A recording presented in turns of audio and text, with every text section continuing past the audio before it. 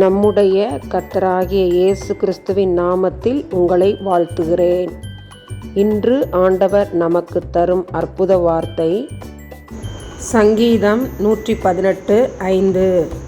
நெருக்கத்திலிருந்து கர்த்தரை நோக்கி கூப்பிட்டேன், கர்த்தர் என்னை கேட்டருளி விசாலத்திலே வைத்தார். Psalm 118:5.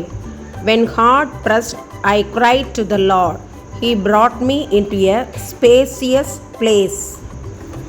அன்பான சகோதர சகோதரிகளே, உங்களது நெருக்கமான, துன்பமான, கண்ணீர் நிறைந்த, கைவிடப்பட்ட நேரங்களில் யாரை தேடுகிறீர்கள்? நாம் தேட வேண்டிய நபர் கர்த்தர் இயேசு கிறிஸ்து மாத்திரமே. அவரை நோக்கி கூப்பிடுவோம், நெருக்கத்திலிருந்து விடுவிக்கப்படுவோம். ஆமன்.